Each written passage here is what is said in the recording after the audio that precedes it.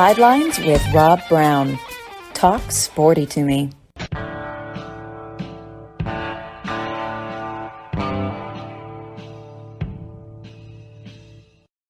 All right, Rob Browne here with you on this Thursday college football basketball blitz on Sidelines, broadcasting live from Red River Ford Toyota in Wynne, Arkansas. And a couple of things Greg Smith and Rusty Howard just gave me, the sales managers out there on the floor. Here's two things they've got today. One of them is a 2023 Toyota Highlander. There's 5 to choose from: gray, black, silver, green, and red. $2,000 off MSRP today through Saturday only. Okay. So you want to check them out, redriverfordtoyota.com, and ask for Greg Smith, Rusty Howard. They'll tell you about this. 2020 Ford Raptor in the pre-owned lot. 2020 Ford Raptor F-150, 79,495 miles. Oxford white exterior, black interior, list at $64,997. Sidelines special, $61,500. It's pre-owned. Give them a call, Red River Ford Toyota. They're in Wynne, Arkansas, open Monday through Saturday, 9 a.m. to 6 p.m. And we got a great show in store for you today. Start off with the ECS Industries. Chad House, our good friend over in Cherry Valley. House Industries Razorback Report with Dudley Dawson of hogville.net. Gary Harris checks in after that. Tuscaloosa Tide 100.9 WVUA TV 23.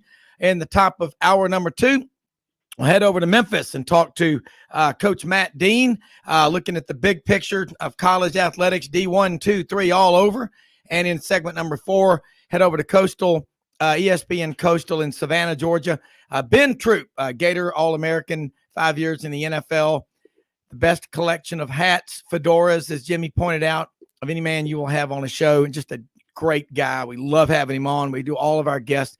We're here every Monday through Saturday, 2 hours every day, www.sidelines.live. If you miss it, hey, go to 680thefan.com, the podcast park in Atlanta, and Kicks 96.3 over in Alexander City, Lake Martin. And soon announcing a new affiliate. We're building a Sidelines Southern Sports Network, and going to make it grow. We have great guests. We talk about college football, basketball, baseball, recruiting, SEC mainly, and your favorite school. We talked about them all. So let's get started. Dudley, Hawg's got to win one of these next 2 games to be bowl eligible. Let's kind of rewind as you chronicled from early in the summer after spring practice. You thought Arkansas, with no doubt the toughest schedule in America, might have a better team, but not a better record, whereas logically the fans thought you won 9 last year, you're going to win 10 this year. But who better to deconstruct it and take it apart and make it all good for us? The Candyman can, Dudley Dawson. Dudley, your mic's muted. But what are your thoughts, Dudley, at this point? A 5-5 Razorback team, KJ Jefferson's health. Let's go. Well, I think the biggest thing, this is not a better team. We know that now here toward the end of the year, whether it's been injuries or just not playing well. It's been one of those things that, just has not been there this year. But as you said, the key is getting a win in one of these last 2 ball games, not only, to make it somewhat of a successful season, but also to get those 15 extra practices that, are as much a benefit toward next year as they are this year. Certainly got a lot of young players, a lot of young talent that they could get some work with during that time. Ole Miss has certainly had a very good season. This is a team that Arkansas has had some great games with, obviously. And then Missouri, Arkansas kind of broke through last year, won that game. So, it's good, but they're playing well. It's going to be tough, in getting one of these wins, but also you're getting, from all indications, KJ Jefferson back, and that certainly will help you in your stress to try to get them a big win. Dudley, if you had to put your finger on one thing with the offense, would it be KJ Jefferson running more than the coaches would probably like for him to do, and putting himself out there as big, as strong, as fast as he is? It's just a law of numbers caught up with him. Probably injury-wise, yes, but I do think the big deal these last couple of weeks has been the offensive line not adjusting to what defenses are doing. And, that's strange considering, your head coach is, thought of as an offensive line guru and feel real good about what Cody Kennedy's done with them up until the last couple of weeks. So that's been the biggest, surprise to me over these last couple of weeks. I think KJ obviously not being back there, we saw Malik Hornsby and Cade Fortin, the offense just doesn't run as well without them. But I think it's a little bit more than that. I think whatever's happening up front to an experienced group has really been the problem with these last two games. And for the vast majority of the season, it was the defense, but the defense has played really well these last couple of weeks. Yeah, when you look at the quarterbacks, you talk about Cade Fortin. He came in and played some last week against LSU, and we talked about it on this show. Jimmy, you, me, ad nauseum about that 3-point line. LSU only -3.5, I think. And there was something that the guys in Las Vegas and the people that put these lines together knew that we didn't know. That's not the first time. But, man, it was a close game, and Arkansas was, could have won that game. This is a team that's not that far away from having an extra 2 or 3 wins and being 8-2 instead of 5-5. Dudley? Yeah, I think that when you look at it, we're going to go back and take that Texas A&M loss. It's going to be bitter the entire year. They're going to think about it in the off season. It obviously was when apparently when KJ got hurt initially on the Superman dive, as we call it. Yeah. But you go back. I was doing our SEC picks for Hogville early this week and looked. That is the last time Texas A&M won a football game. Think about that. It's been 2 months almost. It's the last time they won a football game. Certainly it's been tough for them down there. But, you win that football game a variety of different ways. You could have one play here or there. Also, that was the last time we saw maybe the full complement of running backs. Dominique Johnson, who ended up being out for the year, had 4 carries for 32 yards before they went to the Malik Hornsby special package with him at wide receiver. Things didn't go well from then on. So that was kind of the turning point of the season. Now you're in this position, as we were talking about, to get to a bowl game, you're going to have to win one of these last 2 games when that game right there would have already done it for you. Well, and the critical thing is, Ole Miss, Arkansas does really well in Fayetteville against Ole Miss. Missouri, that's been a tough out. You got to go to Columbia to do that. And you look at the extra 20 days of practice that you get. That alone should inspire. And I know the players don't really love practice, but the coaches do. And that's interesting that you pointed this out, and that the Arkansas offensive line has not done a good job of adjusting to what defenses are doing.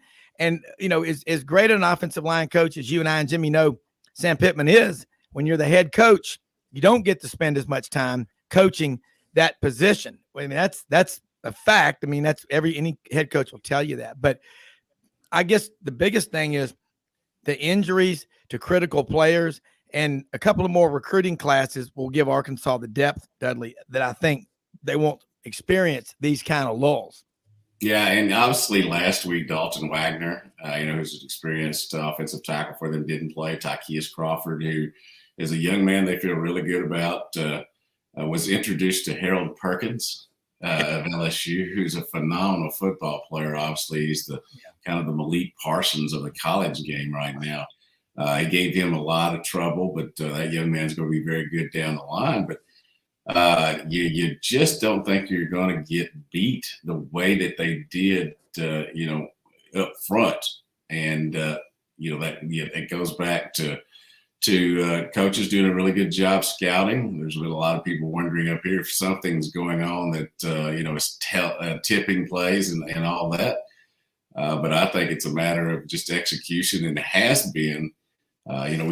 We banged that drum on the injuries early on. It certainly was, the deal with the secondary and all that. But I think more it's been execution down the stretch and really throughout the season that has kept them from doing this. And you won a lot of close games last year. That's why you were 9-4.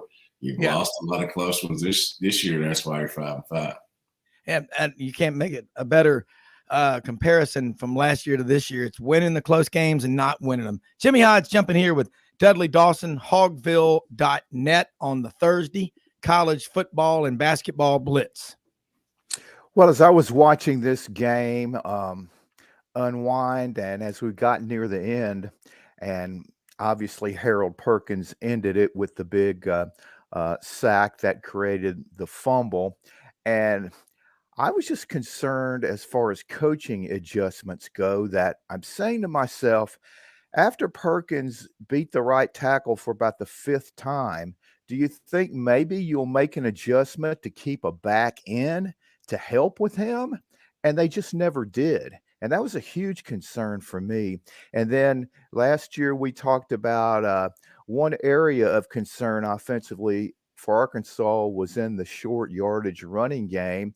And then this year, you know, the play that probably broke Arkansas's back, as you mentioned earlier, was the attempted dive by Jefferson from the 4-yard line, which created the fumble and the 95-yard fumble return for a touchdown for A&M, and then the failure to make the 2-point conversion at the end against Liberty.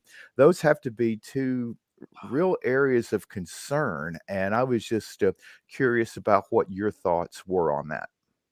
Yeah, you know, we talked about, you know, the physicality up front. We've talked about the execution, but also I think it's just a matter of, you know, different things, momentum in ball games. Last year, they would take something and run with it and be successful. This year, there's been, I think, a little mentality of, whoops, something's gone wrong here. How are we going to get this back? Some of that has to do with KJ not being fully healthy. But again, I go over to the execution stuff and talk about that. You know, you mentioned the Harold Perkins thing. You know, it was interesting in looking over the film. They did send Rocket Sanders up there once to try to chip Harold Perkins as well. He ended up chipping Tykeus Crawford. He ran into Tykeus Crawford, and that got Harold Perkins loose even more. And here he came. Yeah. You know, so, you know, again, that just points to you that even when we think they're doing the right thing, sometimes it hadn't been executed well. And it picked the offensive lineman off instead of Harold Perkins, although the young man can play. The young man's going to make a lot of money, probably making a lot of money now with the NIL, but the young man's going to make a lot of money once he gets to the NFL. He can play. Well, yeah. And what Jimmy's talking about, and you look at these games, 21-19 loss at home to Liberty, all right, 13-10 at home to LSU. Then the A&M game. I mean, again, you keep going back to that. I think the last time A&M had lost 6 consecutive games was 1972. Last time in that game Auburn had lost 6 consecutive games was 1950, and they went 0-10. They figured, hey, why not just make it a full 10? You know, lost to Wofford that year. But man, Arkansas, you know, is so close to being 8-2, and then they're down 28-0 to Alabama at home. Roar back for what, 23? It's 28-23. Mm-hmm. Then Bama I'd look at this Arkansas team, Dudley. They're not that far away, but you talk about the depth. I brought that up, but you're smarter than me on this. It is it's the execution, but how much does it resonate in a guy like KJ Jefferson's head? Hey, don't run it so much because you're going to get hurt, and we need you. And talk about that, and then the backup situation at quarterback beyond Hornsby, and what we saw the other day. You've got some other guys that I hadn't seen much out of. Yeah, Cade Renfro is another young man who transferred from Ole Miss, another walk-on that they felt really good about. He got hurt before the season started. Landon Rogers was a young man they recruited out of Little Rock Park View. They ended up moving him to tight end and then to wide receiver. The collection of quarterbacks, and I go back to Lucas Coley, a young man they recruited out of Texas, who was, from all intents and purposes, going to be the number 2 quarterback, would have been in here, you know, with KJ getting hurt. He ended up transferring, and in large part because Malik Hornsby got into the transfer portal, didn't get the interest that I think he thought he, you know, would get. Came back as a hybrid wide receiver quarterback. Then Arkansas trying to put more people in that room, brought in Cade Fortin, again, another walk-on, but one who had Power 5 experience. Yeah. And then Lucas Coley ends up deciding to transfer. So I think that was botched a little bit. I think that is going to be a very big stress point during this off season, whenever the off season starts. You've got Malachi Singleton, a young man from Georgia that they feel really good about, a KJ Jefferson type guy. He's coming off an injury that ended his season in the second game. But you are going to have to, without a doubt, it would be coaching malpractice if you didn't, go get a couple of guys that you are sure can play in the SEC, at least to an adequate position, because, surely KJ's coming back, now because, he just hadn't been the season that he wanted. His draft pick status wouldn't be as high and all that. So you got him, but you're going to have somebody you can really depend on as a backup there. Cade Fortin, as you said, came in and did a really good job, but I think that Malik Hornsby, for all his speed, is just not working as a quarterback in the SEC. There's some false fool's gold, I guess, with that big old run he had against Mississippi State, and he threw for 200 plus yards passing against Mississippi State, but that was because a lot of times because the wide receivers were wide open because the defenses were concentrating on the run. So they're going to have to. That's one area that definitely has to be fortified in the offseason. We'll see how they do it, but the fact that you don't have to stick to 25, you just have to be under the 85. Yeah, I think we'll see that factor into this situation. All right, Dudley, hang on with us, hogville.net. Jimmy Hodge and I have got some questions, and I'm getting some from listeners coming in. Jim Cherry and Robert Hill and Michael Sag, a threesome, have a question for you about the Razorback offense. More after this quick break.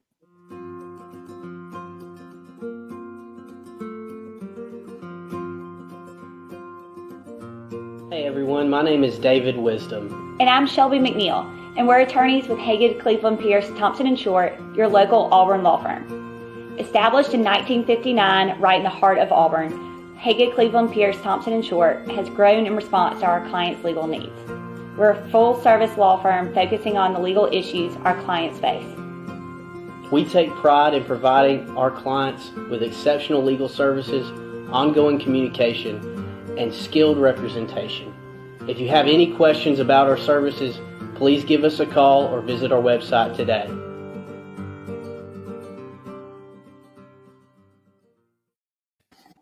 All right, here's a question from three Razorbacks, all members, Jim Cherry, the Cherry Farm, Michael Sag, and Robert Hill, who's out there. I think they finished farming Hill Farms over in Heth, Arkansas. Their question is collectively, because I hear it every time the Razorbacks play, Dudley, is what's up with Kendall Browse? And they said, after about 3 years, most people know you have a shelf life on an offense. Arkansas's got to do some stuff to be different. And they said to ask Dudley Dawson, because they love hearing from you. They said, what does Dudley think's going to happen in the offseason to make Arkansas better on offense next year? Well, analytically, up until the last two games, the Kendall Browse offense had been one of the better ones that they've had here recently. And I realize that when I say that, people go, say, what now? But if you go back and look at numbers, it's true. However, the plays that stick out are the ones that, just stay in people's mind, not getting the fourth and 11 by running the ball, doing different things that, just you question a little bit. I think he's a good dude. He certainly has had some, great offensive games here, but, obviously these last couple of games have not been, what the fans want, what the team wants, and no doubt what the coaches want. And so I think that, Sam Pittman is given the nod as being a good guy. And he certainly is, but he's also a great football man. And a little known fact is that he is let go of, or some people have left 5 coaches in 2 years. So I think he'll do whatever he thinks is best, whether it's bring the coordinators and coaches back or he'll shift them out. He's shown no problem in doing that. He may be a nice guy, but he also understands the business he's in. It may be college athletics, but it's a business. And, the honeymoon is over. Yeah. I think, we're clear on that now, but he never expected it to last forever. But I think he'll make good decisions in the offseason. And, he probably won't ask me. I have, I have a lot of thoughts, but, I would ask you. The number one thing, as I look back on this season, the execution just hasn't been there. And when you had a healthy KJ Jefferson, your offense was rolling, especially, running the football. Rocket Sanders still second in the conference in rushing yards, but at the same time, it's just gone sideways here lately. And the man once told me when he was an offensive line coach for Brett Bielema that we need to stop this east and west stuff and go north and south. And I think that's what he wants to get back to. Yeah. And I like what you just said about Sam Pittman. You think you talk a lot about your football coach at Newport. Jimmy's talked a lot about his football coach was one of the last guys on the single wing, up at Tennessee. And Jimmy used to have to wear long sleeve jerseys at practice every day. And Jimmy, I don't think they let you have water, did they? No. Oh, in those days too, you also took salt tablets. I mean, that was also a great improvement to your health in 100-degree weather when you're going through 3-a-days in the preseason part of your preparation. Yeah, and I think about this. Just you think about the great coaches, and I don't know if either of y'all are familiar with winningest coach for a long time in the state of Tennessee at Christian Brothers High School, Tom Nix, who passed away last year. Used to see him at Mass at St. Louis every time I was there, especially on weekdays, early in the morning. And the man was the most humble man, tough as a $3 steak, won the Bronze Star for his service in the Marine Corps at Iwo Jima. Never once talked about it. But, boy, if you ever played for him and you played against his teams, as Tom Dorian, my good friend, said, everybody knew they had played Christian Brothers because they would hit you nonstop. But God loved those tough football coaches like Sam Pittman. And I'm with you, Dudley, but if I were him, I would tap into your brain because the Razorbacks, but you also are getting out there and being a Razorback that you are. You're going to stumble across a couple of guys that maybe they don't know about. Yeah, speaking of that, I just finished a story on Little Rock Parkview and Wynn, 2 9-2 teams that are playing tonight at War Memorial Stadium in a big game. So, but I think that if there were any sons of or current football players that just walked by when you mentioned 3-a-days, they just fell out. Like, what in the world? We've got a 20-hour cap and we can only do this and that and no contact and all that. I'm sorry. So soft right now compared to what we used to be, huh? Yeah. No Jimmy, doubt. you jump into this one because you played with Larry Severs, who no doubt should be in the College Football Hall of Fame, Jimmy. And I love your story about the long sleeve jerseys and salt tablets. Kids need to hear about that. Oh yeah, I mean it was just again just a different time, and I'm not exaggerating. People think this, but my high school coach did play on Tennessee's last single wing team with Bowden Wyatt, and actually played a year on the Jets with Joe Namath his rookie year, and it literally was, I kid you not, high school football. It was the high school version of the Junction Boys. That's how bad it was. We were in the largest classification. Most players we had my 3 years in the largest classification in Tennessee was 24. And if you had an injury or two, forget it. And thank the good Lord, we had some great players out of those small numbers. But if we would have lost any of those guys, man, you're talking about 2-3 win seasons. But again, it was just a different time. But Dudley, I wanted to ask you in regard to this quarterback situation. With KJ most likely coming back, with some of the advice that these youngsters are getting nowadays and who they're influenced by, you never know. But let's say that he is coming back, and I think that's the prevailing thought. how do you go about getting a proven quarterback out of the transfer portal if it's obvious that he knows if KJ's healthy, he's not going to be starting? But at the same time, you realize it's a possibility because this year, because of KJ's style and when he runs, he's not a great at avoiding the big hits. He's missed 2 games this year, which really made a huge difference in the performance of the offense. So how do they thread that needle of getting a player that's proven to be really good at the Division I level, but he doesn't really know how much playing time he's going to get? And we know in this day and age, all these quarterbacks want playing time, especially if they've already proven themselves. Yeah, well, here's the big deal. If you were me and you were being recruited and KJ Jefferson was sitting there, I'd think twice about coming here unless I had 2 years or some situation, like that. But then again, that's why these guys are paid so much money in the SEC is to figure this out, and that's what they'll Figure have to it do. out.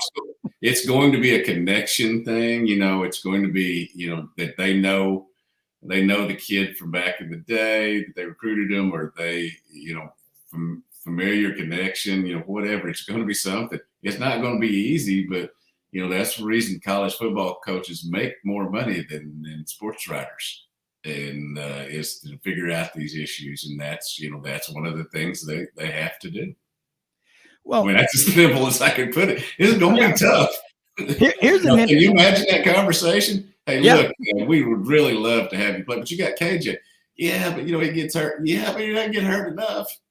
Yeah. Well, here's a question along the line of what Jimmy just said. Prior to the portal, which became the law of the land October 15th of 2018, prior to that date, 42% of all quarterbacks that signed D1 college scholarships finished their career at another place. I wonder what that stat looks like right now with the ease of transfer being what it is, Dudley. I bet it's in the 20% or something right now. I mean, and I don't blame the kids. That's what became available to them. We back in the day, and I keep I sound like you kids get off of my yard. Get off of my lawn.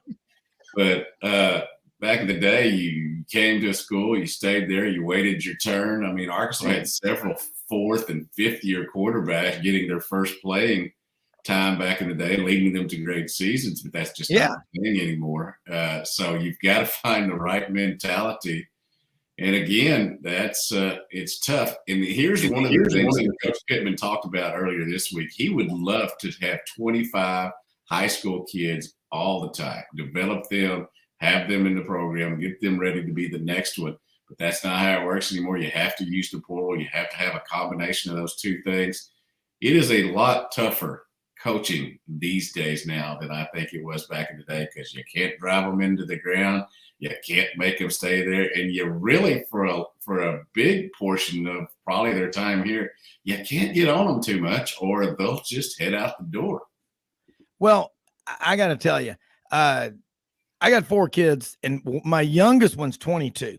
He actually gave me a compliment the other day. Holy cow, I almost fainted. He said he was doing his river run on that bridge, on the old Harahan Bridge from Memphis over into Arkansas. They got the Mississippi River Trail. Mm-hmm. He said, I was doing hill repeats, and I was burned out. And I thought about what you always would say when you coached me, and of course, raising me cross country and track and field. If you quit out here because this is too tough, you're going to quit everything tough the rest of your life. So what are you going to do? You got to decide, because it's going to affect you the rest of your life. It's like your skin. It's going to stay with you. And he didn't quit. And I'm like, wow, I think you can. In my opinion, I'm never changing. I'm never getting soft. I'm never going to acquiesce and capitulate to these snowflakes out there. And I'm not, and I know I'm not criticizing you for saying what you said, but I think these kids, they relish that tough, hard coaching. And you know what? Look at Kirby Smart. He talked about it. Jordan Hill did 24/7 Sports this week. They don't have anybody from the portal that's, a star on the team this year. And he goes, I'm not anything against the portal. It's just kind of neat. These are all kids that they recruited out of high school or junior college. But I do think these kids, you know, all the great coaches that all three of us have grown up knowing and playing for, and whatever sport it is, it doesn't matter. The tougher they were on you, you know what you learned it later in life? That meant they loved you. Yeah, Ben Eugene Dawson and Bill Keaty made me the guy I am today. And some can say, well, that's a problem. But most people wouldn't, I think, you know, and, you know, it's a work ethic. I think that's the biggest thing. The work ethic with the kids these days, some have it, some don't. Some were, you know, had the opportunity to, you know, become a man early on, as you did when you were, you know, growing up on a farm and getting on a tractor and a combine at 12. Well, you know, you think about it. You grow up out in the country on a farm. You can't call the Geek Squad or someone like that to fix it. I mean, we had an internet issue at the Cherry Farm. It's the big house. Jim Cherry crawling through crawl spaces at 9:30 Monday night, 600 feet of cable. And you know what? He figured it out. And I said, dang, my wife goes, well, what do you think? You grew up in the country. But those are the kind of people I'll go to battle with any day if I'm a coach. And I think that I really do think that Sam Pittman and tough coaches like him, I think that's why those kids love playing for him. And it's and that's, you're right. I mean, you can't get enough tough love, can you? No, you certainly can. And certainly that's, you know, I think that, you know, it's a something that, as you said, brings you to a point later in life when no matter what it is, on the field, off the field, with your kids, in business, you know, just in relationships, you think about things, you look back on what you learned, and the biggest thing is you don't quit. And that's what, you know, that's something that a lot of football teams who may not have a lot to play for these last couple of weeks will do, and they'll be better for it down the line, even though the immediacy of things won't, you know, they won't see it right then. Yeah. I mean, it's just Jimmy, you know this, and Dudley, the guys that you played with 40 years ago, you get together with those guys at a reunion, man, you talk about being a close-knit group of people. You get close to people that you go through hell with. I mean, I think, Jimmy, you would agree with that, and Dudley. Yeah, well, all your struggles are temporarily what you deal with, but at the time it seems like, man, we're never going to get out of this bind, you know. And then you know, time moves awfully quickly, you know, and you have to constantly adjust. But one final thing I wanted to get Dudley's take on, and that is this final home game for, you're going to have a number of players that this is their third year under Sam, and they were basically at the abyss when Sam came in.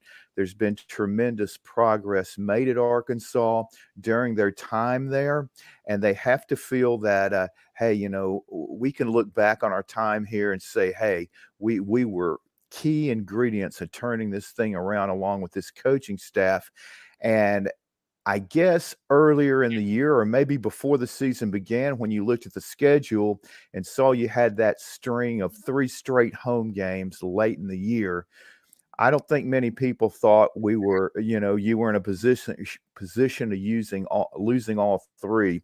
How motivated is this team to win this game? Because you're playing an Ole Miss team that themselves is coming off a heart-wrenching loss, and you got to think they're really going to be putting some extra emphasis and giving everything they have to win their last home game of the 2022 season.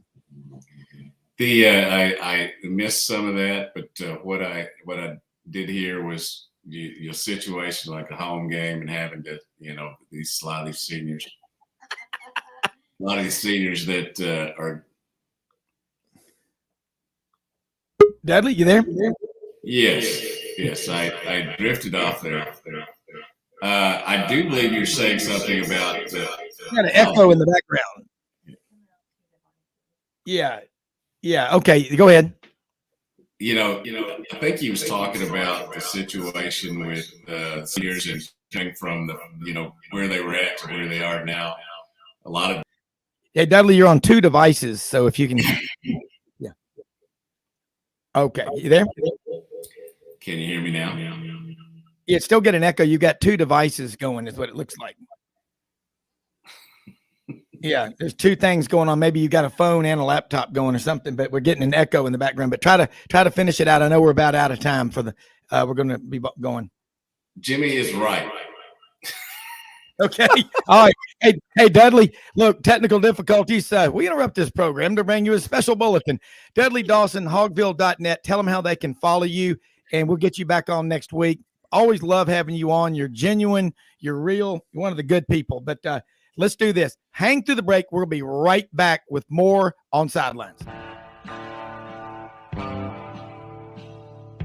Hey, y'all. It's Ainsley from Hewlett & Dunn. Just coming to let you know about our new collection of boots. It's going to be our dress boots. They're the Horsepower collection, and they're genuine exotic leathers and really comfortable. Comes in all different sizes and patterns, so come check them out.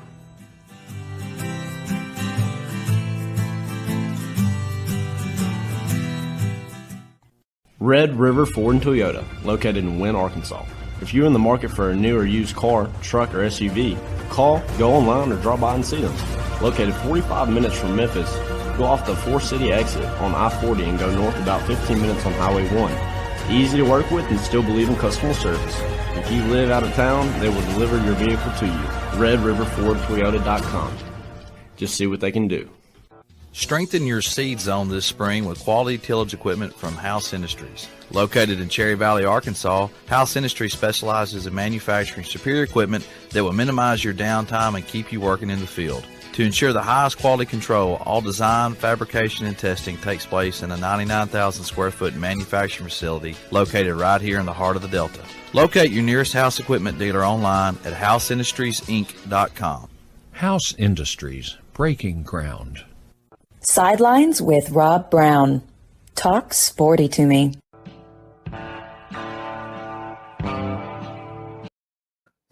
All right, Rob Browne with Jimmy Hodge and Dudley Dawson of hogville.net.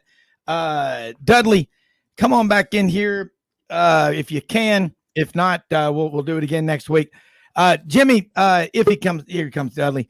If Dudley can come back on with us, kind of close out, Dudley, to let people know how they can follow you with all the great work that you do. Hogville.net is who I work for now. Great message board and a lot of great stories we have up. We didn't even talk about basketball this week. I know. And headed to Maui without me, but wish them luck over there. But yes, work for Hogville.net. Fearless Friday. State playoffs are happening now, both in 11-man and 8-man. 4 teams left in 8-man, and obviously a lot of great football still left to be played as they all try to get to War Memorial Stadium. FearlessFriday.com, and then Twitter is Dead Sports as we continue to monitor things like the Cardinals, Cowboys, Celtics, Manchester United, Vegas Golden Knights, yada yada yada. I love it. And Maui's about half an hour south of Little Rock, isn't it? It's right a little bit away from College Station. That's right. That's right. All right. Have a good one, Dudley. Thanks so much. Later, dudes. All right. Let's head down to Tuscaloosa. Head down there to WVUA TV 23, Tide 100.9. Gary Harris. Man, Gary, let's talk from Alabama. Football right now. Tide sitting there at number 8 in the playoff rankings.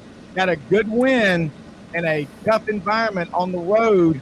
It was back and forth. Went down literally to the last play, the 5th time this year for the Tide. What's your takeaway up to this point on Alabama? 5 games down to the last play. When's the last time you remember that happened? Been a while. That win Saturday, like you said, that was some good medicine for the Crimson Tide. They needed that one. With all that was going on around the program and all of the chatter and discussion about Coach Saban, whether or not he lost his edge, and obviously in recruiting, how rival recruiters are. They're going to pounce on anything that they can. And I know in recruiting it was being used a lot about, Coach Saban's future and where the program was headed. So to kind of, get that win there at the end of the game when they had lost to LSU and to Tennessee in similar fashion, to be able to kind of flip the script and make a play there at the end to win the game. It was, it kind of got everything back on track. And like I said, you avoided, having to deal with a field being charged again by a fan base that was hungry to beat your team, and making that play there on 4th down gave Alabama a win. And it is what it is, Rob and Jimmy. We know Alabama's not going to Atlanta play for an SEC championship. They're not going to be in a college football playoff. They're going to try to win these last 2 games against Austin Peay and Auburn and finish 10-2, and maybe get to a New Year's Day 6 bowl game, and whether it's Clemson or someone else, try to keep this team together and finish it off and go 11-2. And I'll say this: this is where Alabama's at. If you go 11-2 and win your bowl game and it's considered a disappointing season, it just shows everybody once again how high the bar is set here. I mean, it's an incredibly high bar, and it is what it is. We've talked about it a lot on this show. I was wrong, like a lot of people. I thought this team had a chance to be really special and run the table, and that didn't happen. But it's still a good football team, but they're like a lot of other good football teams now. They're going to try to finish this thing up down the stretch. Hopefully you don't have any injuries. Hopefully you don't have people that decide to opt out for your bowl game, but we'll see. Yeah. Well, we talked about this with Johnny Ballpark Franks yesterday, I believe. He pointed out in the last 178 games, there have only been 4 times that Alabama played a game, 3 times in 2010 and last Saturday when they were not in the hunt for the national championship. That's a hell of a bar, Gary. It's remarkable, and it's something that, we're not going to see again, in my opinion. Now, when the playoffs expanded, I guess technically it'll be a little easier to get in, so you may have more of an opportunity for a team to be in the playoff hunt every year. But with the way the system was set up with the BCS and then the 14 playoff, to do that is remarkable. And again, I'm not making excuses for this season. I don't think that the expectations have been met. And I know Coach Saban talks about the process, and he doesn't talk about expectations, but he understands still what the goal is at the University of Alabama. And it didn't happen this year, but still, for that kind of record, and even this year, you controlled your own fate up until the LSU game. Yeah, it's not something that is the norm by any means. And there's only one school that's been able to say they've done it, and that's Alabama. Yeah, and you look at it from 5 games going down literally to the last play, and Alabama's 8-2, could be 5-5, they could be 10-0. That's the line. That's how close it is. But in looking at Alabama, losing so many assistant coaches year in and year out, eventually that stuff catches up with you. And now I just think that Nick Saban, you look at, he's a crossroads. Coach Bryant in the late 60s, we all remember the substitution rules changed, and there were 3 bad years in the late 60s and 1970. Then he switched to the wishbone in the 70s, had the greatest decade in the history of college football. So Nick Saban, I look at him, he's a young guy. He's only 70 or 71, whatever. Okay, he's either going to do a lot of changes and get more, back into these coaching clinics, and instead of relying on people telling him about people who tell him about people, I bet he's going to get more hands-on because he likes winning too much. Or he may just say, you know what, I'm just going to keep doing what I've been doing. I think he's too competitive to not fight this thing and go out and get – he's just, offense, defense, player development. You have that much turnover, and you get guys that weren't around 3 or 4 years ago that don't remember how it was done then. That can be a problem, Gary. Would you agree? Well, I think everything's changed, not just for Coach Saban, but for all these coaches, Rob. I think that with the portal and NIL, and it very much is very much a year-to-year situation now with college football. And, yeah, you're going to have to evolve. Even 10 years ago, you signed a young man and you invested in him, could redshirt him and count on him being in your program, 4 or 5 years, minimum of 3 years. And now that's not the case. It's very much year to year. And for Nick Saban, the one thing that he has proven is that he can evolve. I've said this before. I still think he'd like to be playing, in a phone booth. I still think he'd like to be playing with a game between the hashes, where you line up with 2 tight ends and a fullback, and you just you get physical and you just try to pound people, and you just try to win the line of scrimmage. You run 58, 60 plays, and you get your 24-10 victory, and you go home. But that's not the game anymore. And I remember with the kick six, there were a lot of people, and this was way back in 2013, 9 years ago, that were signing off Nick Saban then. Oh, he can't play with the new rules. He can't adapt to the RPOs and to, you know, the athletic quarterbacks that can run and pass, the dual threats. And, you know, Gus Malzahn's going to run Nick Saban out of Tuscaloosa. Well, Nick Saban's still in Tuscaloosa, and last time I checked, Gus Malzahn's in Orlando, Florida. So picking his I agree nose with in you. Central Florida. Yeah, I agree with you, Rob. It's you know, it's an evolution, but if anybody can do it, it's Nick Saban. Now, again, to win at the clip that they've been winning at, that's going to be tough to do. But I think he'll make the changes, whatever those are, you know, or not. I mean, one thing about Nick Saban, I don't know, even in today's game, if there's another coach, maybe there's a handful that has complete and total autonomy the way that Nick Saban does. And what I mean by that, there's nobody walking into Nick Saban's office, not the AD, not a booster, not the president of the university, and telling him you need to do this. That's not happening. He controls every aspect of the football program. So he'll make whatever changes he thinks he needs to make, or he won't make changes based on what he thinks he needs to do. But whatever happens, he's in control of it. And that's an envious position to be in for a football coach, because there are not very many of them that can say that. Oh, very few. Jimmy Hodge, come on in here with Gary Harrison.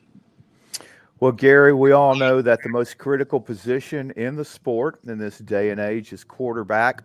And until maybe 7 or 8 years ago, rival recruiters could say for the most part, well, you know, Alabama, you know, they don't really develop quarterbacks that make it in the NFL.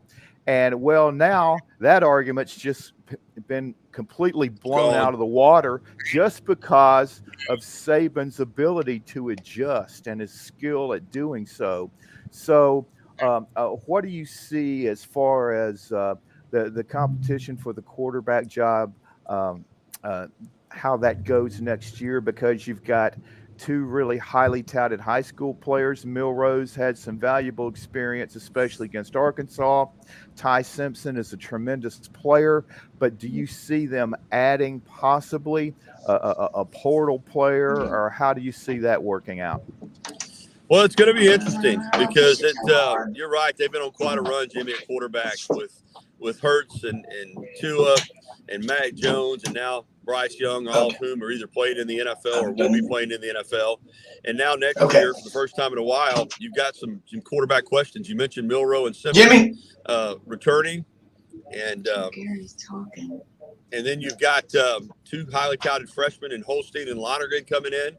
And they're going to have a competition there with those four guys. And as you alluded to, Jimmy, I definitely think Alabama will scan the portal. Now, I'm not saying they'll sign a quarterback. They're not going to sign a quarterback unless they feel like he's got a chance to come in and compete right away and have a chance to win the job. But, yeah, if the portal has a quarterback that they feel like gives them a better opportunity to win than the four they're going to have on the roster, I think you could see Alabama look to the portal for a QB. I certainly don't think that's out of the realm of possibility. At the same time, I don't know if that's something we should expect either. They'll have 4 scholarship quarterbacks regardless of whether they go in the portal or not, unless, of course, either Simpson or Milroe were to transfer out themselves. Yeah, Gary. Also, when I was thinking during this discussion, if we were in, let's say, just a blind format like you see on The Voice, where you have somebody singing, nobody knows what they look like. If nobody knew that we had used the word Alabama during this discussion, and you were trying to make a blind determination of what team we were talking about, you would think we were talking about a team that had lost 7 or 8 games for the last 3 or 4 seasons. That is how Alabama is scrutinized. This is a team that has lost twice on the last play of the game, and yet, the fan base and the national media, you would think that this program's in dire straits, and it just tells you just the standard that this program's had to attain over the last 15 years. Yeah, it really does, and that's to some degree, what it feels like. I said something on Tider Insider TV earlier this weekend on my radio show yesterday that I'm so tired of hearing Alabama fans say, well, there's nothing to play for this team. There's nothing left to play for. Maybe the guy should sit out. And I didn't play at the college level, but anybody that's ever been in a competitive environment I don't understand where that statement comes from, Rob and Jimmy. I don't understand. You have nothing to play for. Well, you got a game to play. You got a chance to win. That game at Ole Miss felt good for those players, felt good for that coaching staff. It's an opportunity Saturday to go out and compete. And the thing that I do know, and you guys know, having covered college football, is how hard these young men work in the offseason, in the weight room, how hard, when it's 100 degrees in August, and you're out there on that practice field and you're sweating and there's nobody watching you and you're having to do it just to get better. Saturday's the payoff, man. To go out and play in front of thousands of people against another team and wear your uniform. I don't care if you're playing for a spot in the SEC championship game or the playoff or not. You should want to compete. So I get riled up a little bit when people say, well, they don't have anything left to play for now. What are you talking about? Are you crazy? I mean, there's only a certain amount of these Saturdays that you get during your college career to be able to go out there and play. So regardless of whether you're playing for a championship or not, I don't view it that way. I know Nick Saban doesn't view it that way. I think they've got a lot to play for. Try to win, keep this streak going of double-digit wins. They haven't won less than 10 games in a season since 2007. A chance to get to a New Year's Six bowl game and play another great program. I think they got a lot to play for. So when people say that, I don't understand where they're coming from other than that's their own expectation. That's the way they feel. Because if your football team and your coaches feel that way, regardless of what program you're at, you need to, maybe that school needs to look at getting somebody else, because I guarantee you that's not the way Nick Saban views it.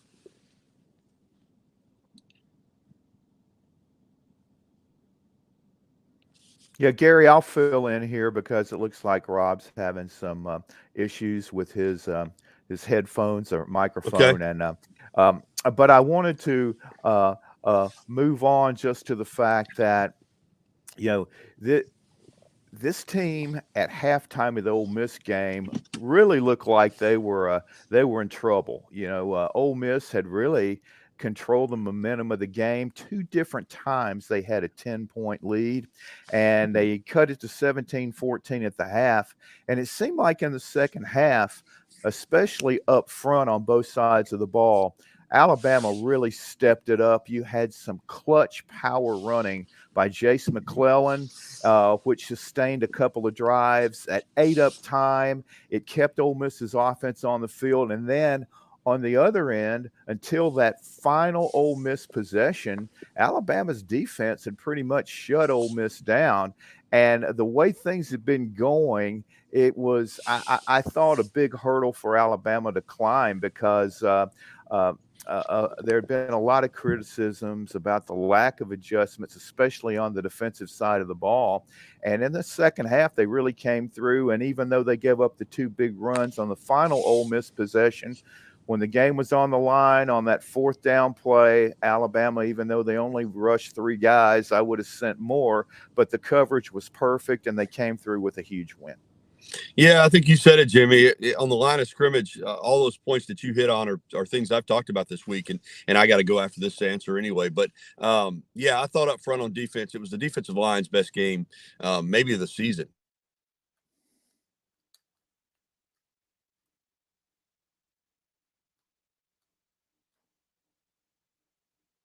Tackles as an interior defensive line, and they got after Ole Miss, and you said something about Jace McClellan.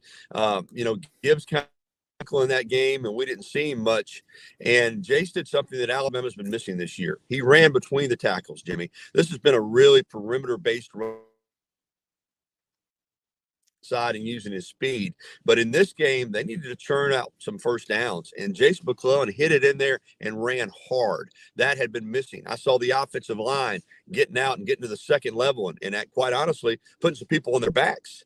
And they were a more physical football team on Saturday afternoon, and then at the end, you're right, they were able to affect Jackson Dart, and then the coverage on that last play by Brian Branch was beautiful against Mingo. So you're right, they came back in that, got the touchdown right before halftime, which was huge in the game to make it a 3-point deficit. And the only touchdown that Ole Miss got in the second half came after the 3rd and 18 face mask penalty on Dallas Turner, which obviously was a very egregious penalty. He jerked the guy's Dart's helmet off, but that would have been a sack or a 4th and 25 or whatever, and Ole Miss took that 15-yard penalty and scored. But outside of that drive that was extended by a penalty, they didn't score a point. They had 17 and a half. They finished with 24. It was a really Kitchens and bathrooms make a home, and the design teams at Kitchens Unlimited know how to make kitchens and baths. They know it all because they have seen it all. Kitchens Unlimited has been designing and remodeling the Mid-South's kitchens and baths for over 50 years. Check out their showroom at 3550 Summer Avenue or visit them on the web at kitchensunlimited.net. If you have a crash, dent or ding, go to G.E. Patterson and BBG for Tom Martin's Body Shop. Come on down to Hewlett & Dunn Boot and Clothing Company, located on Historical Square in Collierville, Tennessee. Hewlett & Dunn is the second largest Filson dealer in the Southeast, stocked with Southern brands you know and trust. And a new inventory arriving all the time. Do yourself or someone you know and love a favor and visit this store. Open Monday through Saturday, 10 a.m. to 5 p.m. Red River Ford and Toyota, located in Wynne, Arkansas. If you're in the market for a new or used car, truck, or SUV, call, go online, or drop by and see them. Located 45 minutes from Memphis, go off the 4-city exit on I-40 and go north about 15 minutes on Highway 1. Easy to work with and still believe in customer service. If you live out of town, they will deliver your vehicle to you. RedRiverFordToyota.com. Just see what they can do. As an agricultural producer, no matter where you farm, minimum tillage is a primary concern each and every season.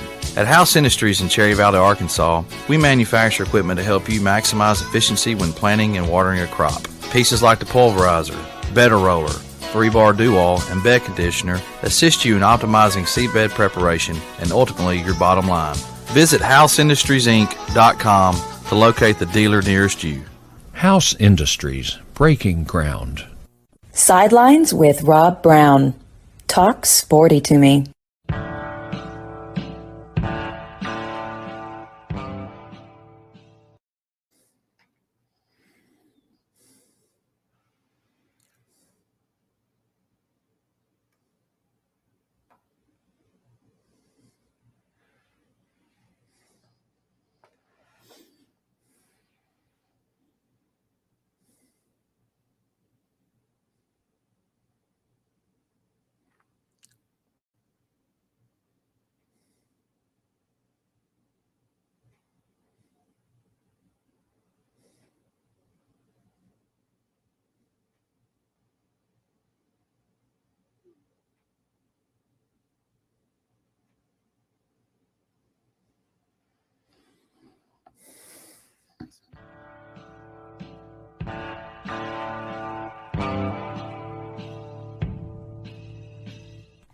Red River Ford and Toyota, located in Wynne, Arkansas.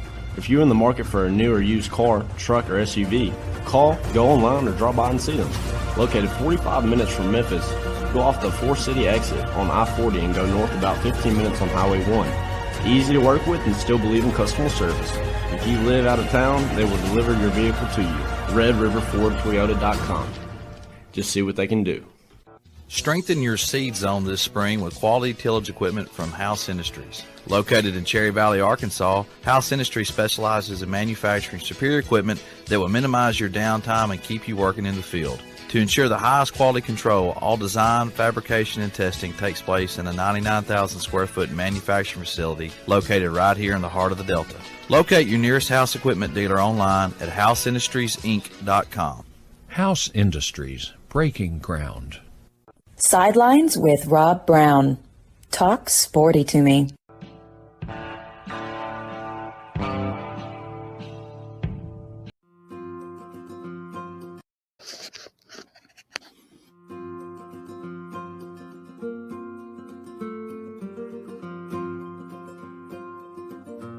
Hey everyone, my name is David Wisdom. And I'm Shelby McNeil, and we're attorneys with Haggard, Cleveland, Pierce, Thompson & Short, your local Auburn law firm. Established in 1959 right in the heart of Auburn, Haggard, Cleveland, Pierce, Thompson & Short has grown in response to our clients' legal needs. We're a full-service law firm focusing on the legal issues our clients face. We take pride in providing our clients with exceptional legal services, ongoing communication, and skilled representation. If you have any questions about our services, please give us a call or visit our website today.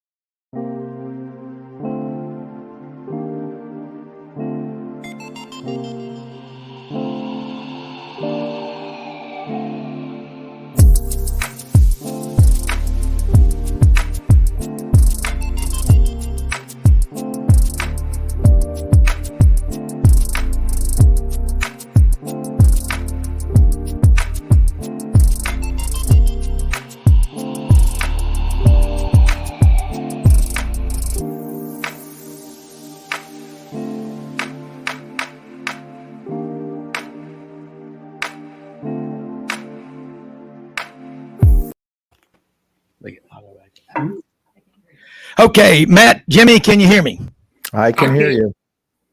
We're good. Okay, and Matt, you got me? Okay. All right, we're Yeah, working our way through this right now. Looks like we had a bomb. Oh, yeah, I can hear you loud and clear. We've got Mildred working. She's our IT specialist down in the dungeon, and my 94-year-old dad. I love when I ask him about gigabytes and DRAM. He said, boy, you ain't speaking my language. So anyway, hour number 2 of Sidelines. We'll get through this thing. You know what the old saying is, when you're going through H, just keep going, keep plowing on through. You got to think quickly on your feet. As Jim Humphrey, former FedEx pilot, great friend of mine, says, yeah, if I'm flying from Memphis to Heathrow in London, halfway across the Atlantic at 40,000, I'm in a 747. I lose an engine. I go, well, what do you do? And he goes, I got 3 more. Okay. So I got Jimmy Hodge up there. Then I got Matt Dean over in Memphis. Look, let's talk some college football, Matt. Interesting. Got one of our listeners, Carl Robinson. I've known Carl a long time. Jackson State University grad. He's on the board with me at the Newber Y. Great man from down in Shelby, Mississippi, down in the Delta. And he was listening. He's a new listener to the show. And also want to say hello to Thompson Westerberg, Westy, and the crew. Get up at about 4:30 in the morning up in New York. That's the Alpha team, tip of the spear with E&Y Accounting. They go from about 5:15 a.m. Eastern till 9:30 at night when they close out with, they start in Europe and they finish out with Costa Rica. Thompson, thanks so much, you and the crew, for listening up in New York City. So anyway, Matt, I want to ask you, and Jimmy, get to it. You know, Carl said, hey, man, like hearing about all the schools. Let's talk about Jackson State, HBCUs. This is my take with, and I told Carl this, and I want to see what you think.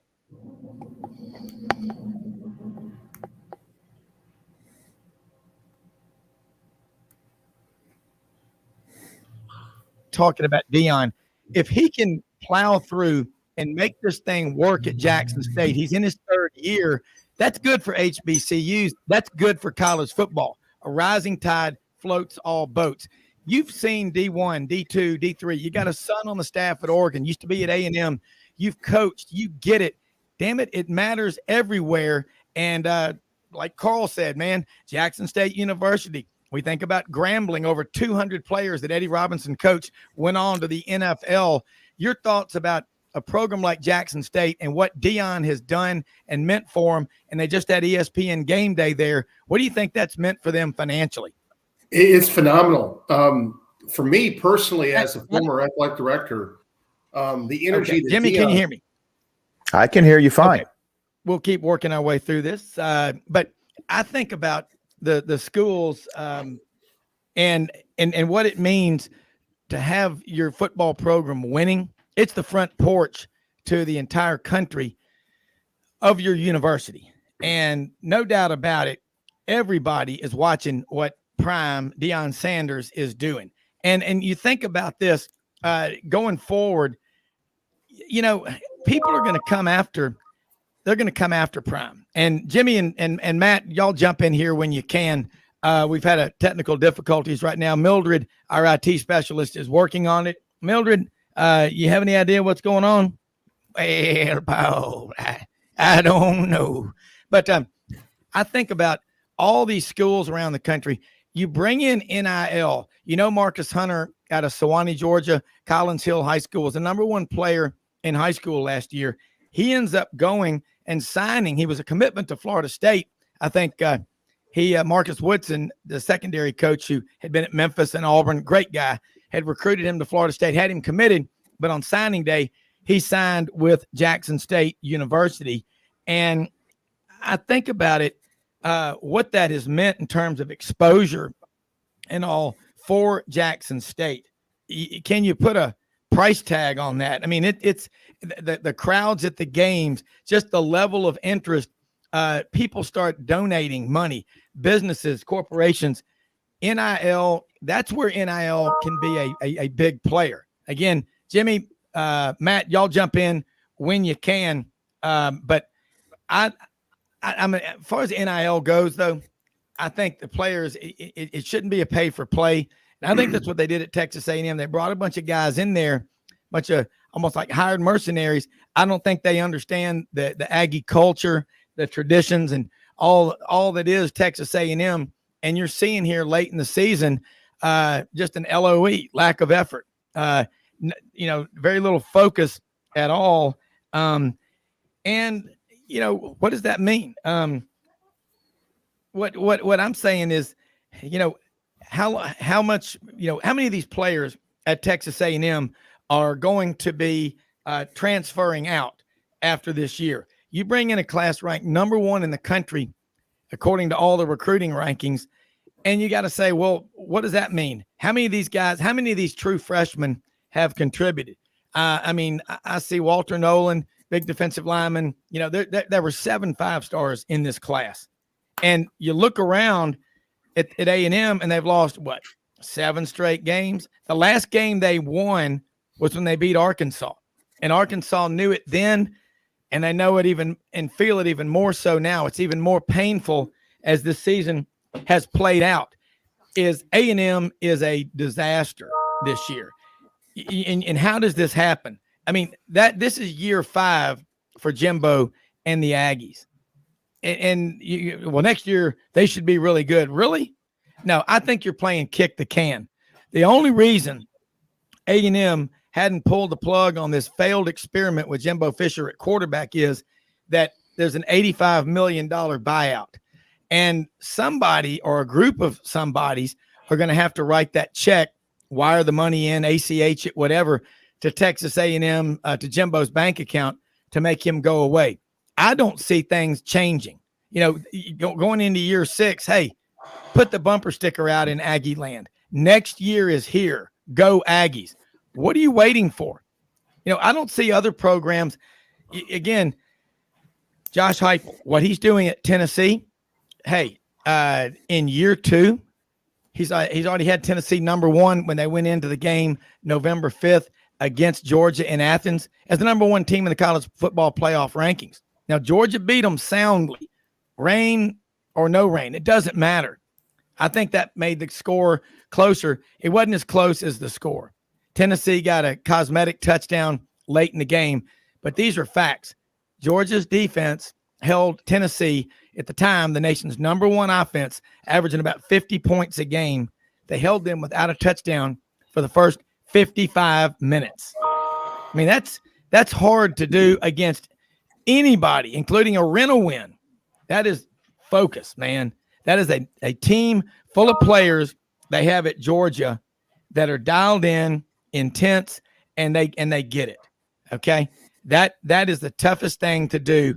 as a coach is to get a buy-in like that. And what Kirby Smart and you've got co-defensive coordinator Will Muschamp.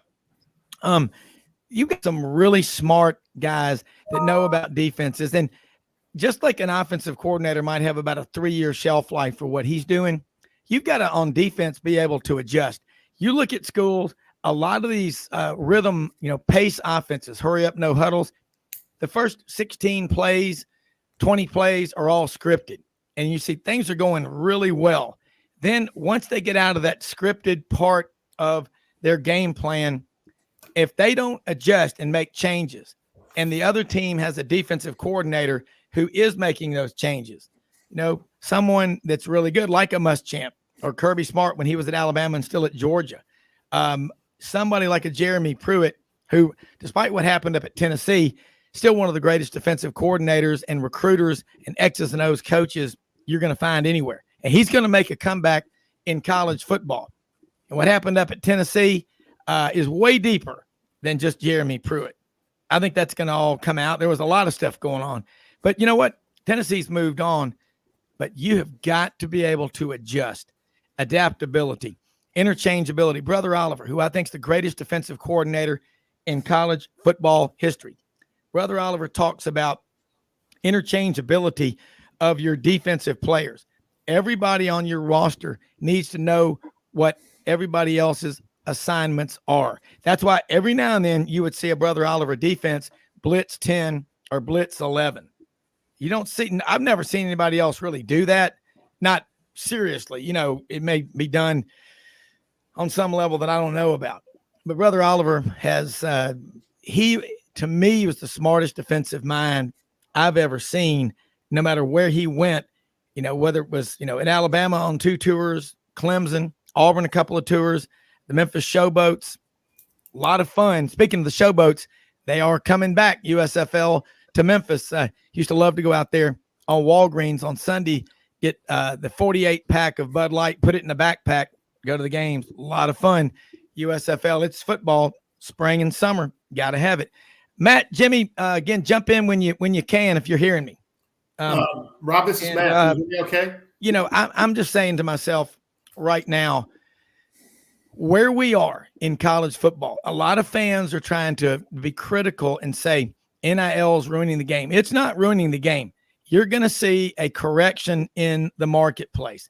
The stock market is no different. Matt, stock market's no different than than what's going on with NIL. There's only so much people, boosters, companies are willing to pay an 18 or 19-year-old kid who goes out and doesn't produce before they pull the strings on that. Wouldn't you agree? Yeah. Can you hear me okay, Rob? Yeah, Matt? Yeah. Can you hear me? Okay. All right. Hey, Matt, we can just go back and forth unless Rob can get his. Yeah. Can y'all hear me? Set. Yeah, we can hear you now. Yeah. Sorry about that. But Matt, I want your thoughts about the NIL. Boy, I tell you what, there's, if I'm a booster and I'm paying a kid $50,000 a year, my company, and he's not producing, he's not doing anything to earn that money, I'm not going to keep paying him. Wouldn't you agree? That's how that market will correct this. Yeah, and that's a big reason why this NIL doesn't work. I hope you can hear me. But you talked about a lot of points. I want to go back to one of your points about Texas A&M and the disappointment of the number 1 recruiting class. I think a bigger disappointment is, I think the 4 years prior, you're talking about 4, 7, 3, and 6 in terms of national rankings. It wasn't like A&M brought in this number 1 class and there was no players there. Yeah. The fact of the matter is, the biggest disappointment for me is not that a first-year class that got some NIL money is not making a contribution. It's a head coach who has a prior national championship is not taking those 4 previous classes and meshing with these kids and putting a better product on the field. I mean, it's an embarrassment to what he's done. I mean, he's supposedly the quarterback whisperer. He's moved everybody that was significant out of that room. He doesn't listen to anyone. It's his own fault for what's going on. And you said it, Rob. You can't get rid of the man because of the $85 million deal. I mean, and that's on Ross Bjork for the extension as well. I mean, I know Scott Woodward signed him initially, but Ross is the one that extended him. I mean, Yeah. this is a layered failure in A&M athletics, and it's because of his stubbornness and not willing to change in terms of what they're doing offensively.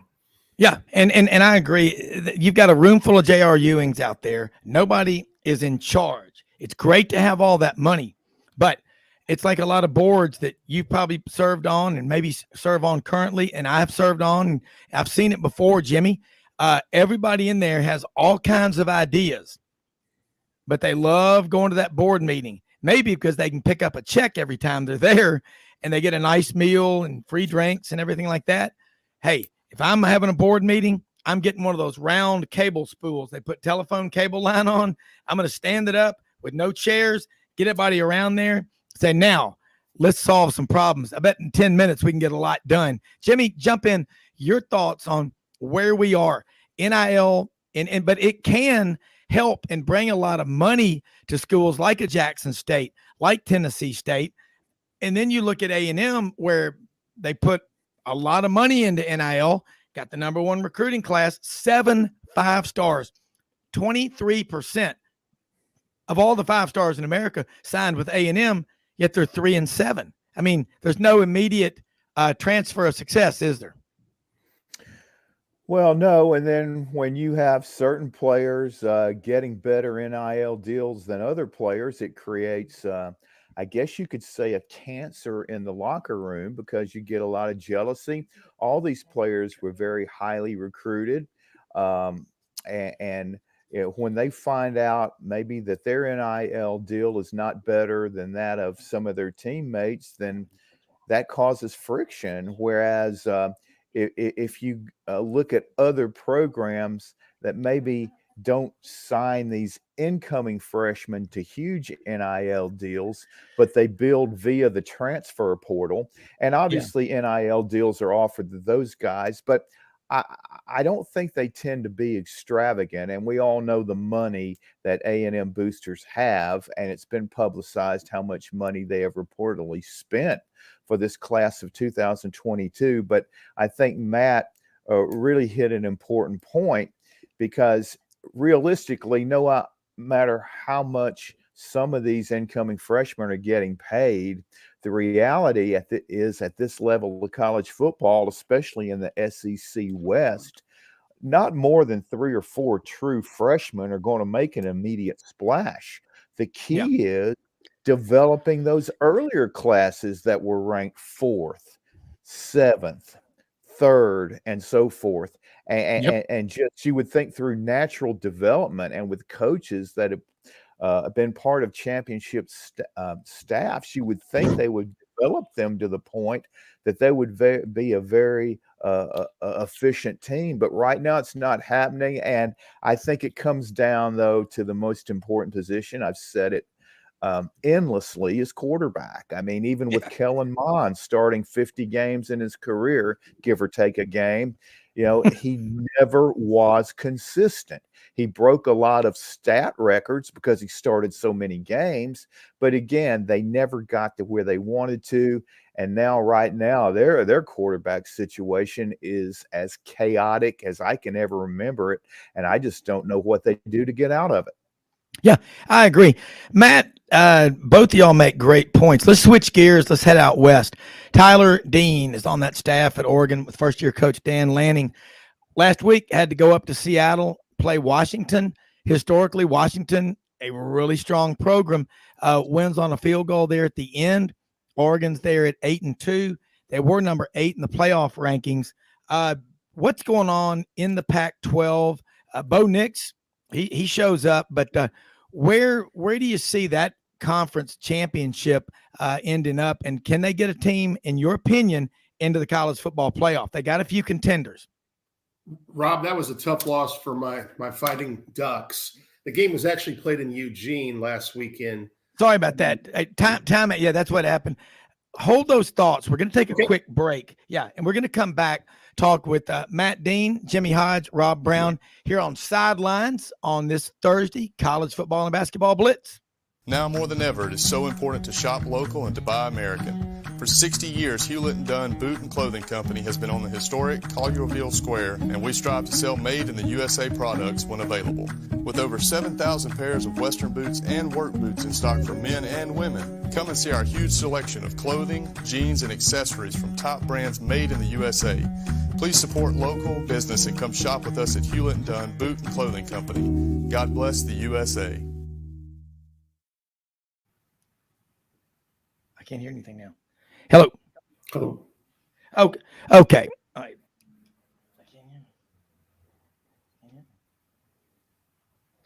All right. Here we go. All right. Guys, Matt, go ahead. I want to hear your thoughts though about that Oregon game against Washington last week. It was in Eugene. You're correct. Yeah, it was, if you're just a college football purist and you didn't root for the Oregon Ducks, it was a great football game to watch. I think Michael Penix, the Indiana transfer, had his best game as a Husky, made some incredible throws. He's got incredible velocity on his ball and presented problems. But I will tell you, in the end, with about 14 minutes to play in the game, it was 31-27 Oregon. Big interception in the red zone, actually at the 1 yard line. And then for 10 minutes and I want to say maybe 20 plays, Oregon just pounded the football. They got down to 10. It was a 2nd and 5, and there was a high snap. Now, Bo made an athletic play and got the ball incomplete with no grounding. But it was 3rd and 5, biggest play of the game. And they had run some quarterback draws successfully in the prior parts of the game. They run a quarterback draw. The safety comes up, hits Bo really awkwardly, has to go out of the game. It's 4th and 3. They settle for a field goal. Now you're still up 7. There's only 4 minutes to go. You're at home. It's a really great crowd. And then 3 plays later, Penix hits another 70-yard touchdown. The game's tied. Bo re-enters on the final drive after Washington takes the lead, long story short. But it was really tough because their All-American center, Alec Forsyth, was also injured, which kind of led to that high snap. He comes out the following series, and it's deflating. But, guys, if you'd have told me after the Georgia loss, if Oregon could have been 8-2 and still have a shot at a Pac-12 championship, and I said, where do I sign, right? Right now, USC kind of controls their own destiny. And, Jimmy, I'm curious on your take because I think Tennessee's already in. I really believe what their body of work, especially now that kind of Oregon's out of the mix, because I think if you look at USC's bio to Tennessee, in my opinion, there's no comparison on strength of schedule, right? Though they get to change that a little bit with UCLA this weekend, and they also have if they win this weekend, they'll be in the Pac-12 championship game. But I'm really curious because I think UCLA-USC is a real intriguing matchup this weekend. The winner of that game, especially if it's USC, will be in the Pac-12 championship. Oregon's got to play Utah, guys, and we don't know the status of some of their players. And the winner of that game is probably going to be in the Pac-12 championship as well, it looks like, unless some other things happen. So they have 6 teams in the AP Top 25 in the college football playoff right now, the Pac-12. It's not at the top end like the SEC.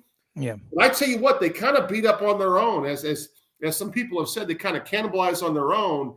There's some really tough matchups. You don't see in the top and bottom that you do in other leagues. I think it's a really solid football league, but I think at best you're going to get a 4 seed in. And right now, I'm not convinced you get a Pac-12 team in, even if USC runs the table if TCU wins out.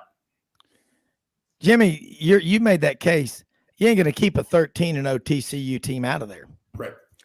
No, and TCU was really impressive against Texas defensively. I mean, they had been riding their offense all year long, and yet Texas really did a good job in containing the Horned Frog offense. But defensively, they were fast, athletic, aggressive, and very confident playing under a very hostile environment in Austin. And now, and I'm really surprised.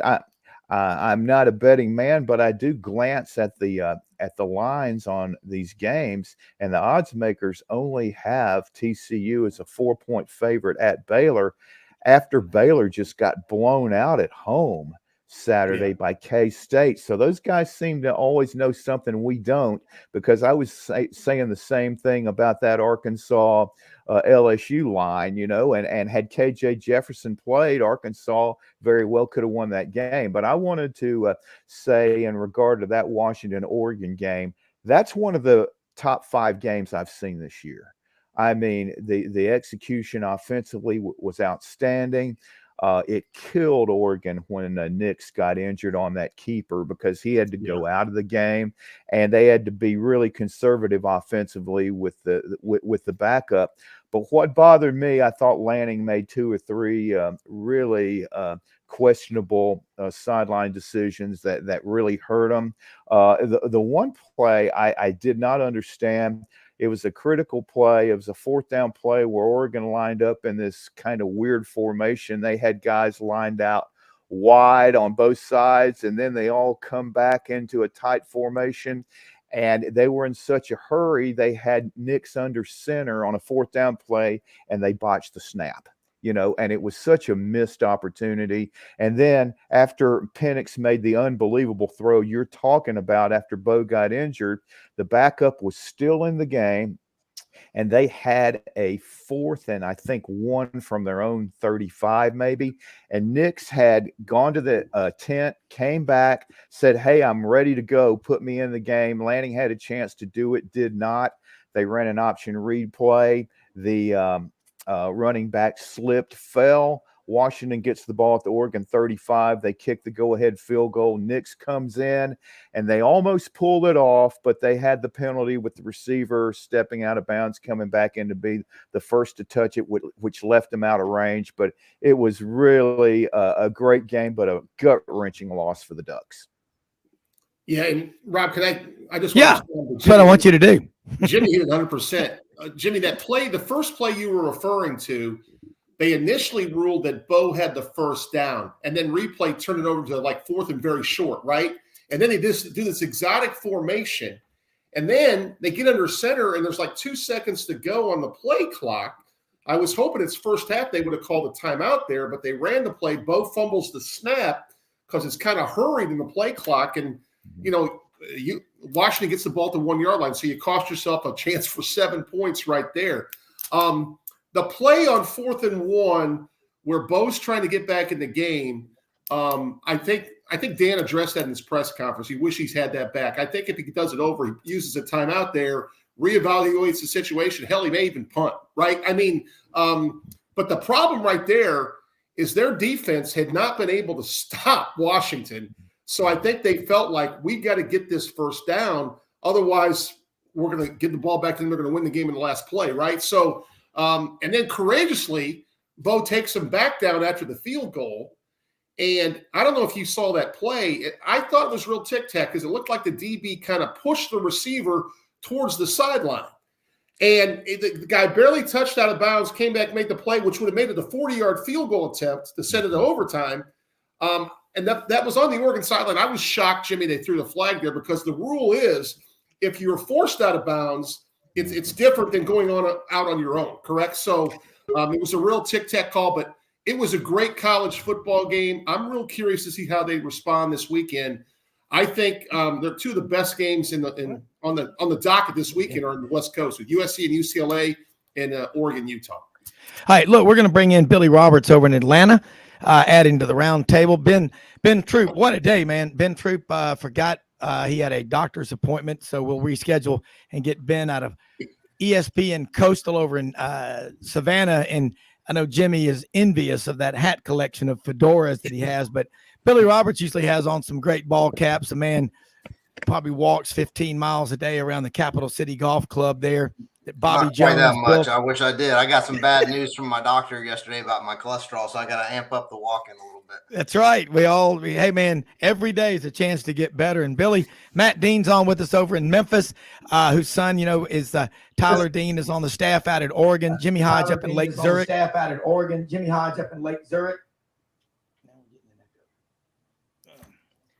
Okay, guys. If you Billy, go ahead, and I want to get your thoughts. Billy, go ahead, and I want to get your thoughts. on the college football landscape as we are, right now, going into week 12. Georgia looks unstoppable. We get a lot of that coverage here in Atlanta where I'm at. And, I'm excited about the SEC championship game against LSU. That's going to be a good game. It's nice to see, LSU have a good year. I mean, it didn't start out great, but boy, they sure have turned things in the right direction. So I'm excited about that. Big Ten seems to be doing pretty good. They got a couple of solid teams. So, we'll see how the playoff works out. Yeah. Billy, you may have on two devices. If you could check a cell phone link and a laptop. So double check that. We can get a little bit of an echo there. So if you could check that, I think that's good. Yeah, here we go. I think it's better. Yeah, that's better now. You're not getting an echo. Can you hear me? Yep. Okay. All right, let's Billy, again, you're over there in Atlanta, right there, the melting pot of college football fans.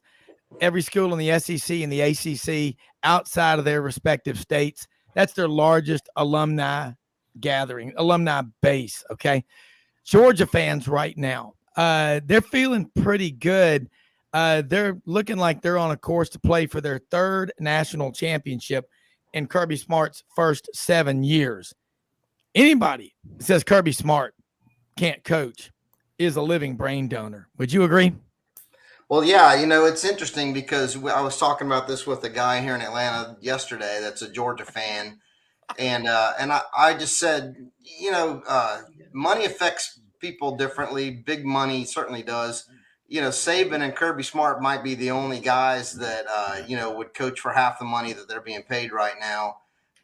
Georgia made a great coaching hire. As an Auburn guy, I'm envious, that, you pick a guy like that and you can basically not worry about a coaching search for a heck of a long time, or buyouts or booster interference. And, because of underperformance, those things all go hand in hand. They've alleviated that problem for another 15 years probably, and Alabama has enjoyed that with Saban too.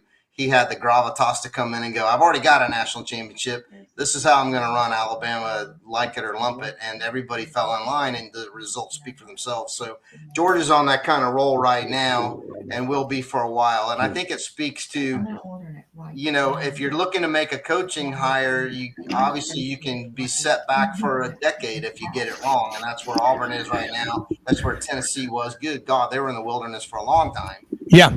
A lot of Florida, same thing, been in the wilderness for a while.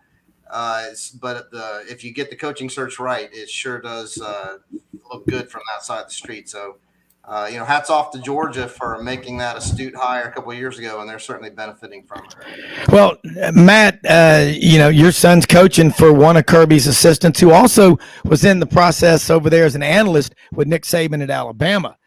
Dan Lanning, in his first year. You've had a chance.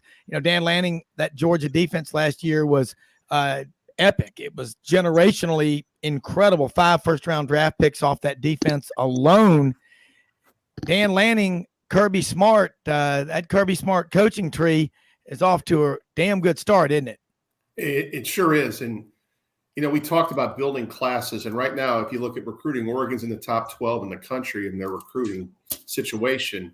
They're trying to flip a few more 5 stars late. We'll see what that develops. But I think if you give Dan 2 or 3 of those classes, maybe top 10-ish, sometimes there's limitations, even though the brand's really strong. I think you'll see him develop something that's unique in the Pac-12. I think you'll see Dan Lanning develop an SEC-type defense in the Pac-12, which could really help him. Like if you look at Utah right now, Utah's number 22 in the nation in total defense. That may not seem overly impressive, but from where they're playing at, it's by far better than any other Pac-12 team. So they always line up. Jimmy, you touched on TCU. I thought their defense was just lights out. And, quite frankly, Texas had a hard time moving the football the whole game. And I think eventually, that's what Oregon will become defensively.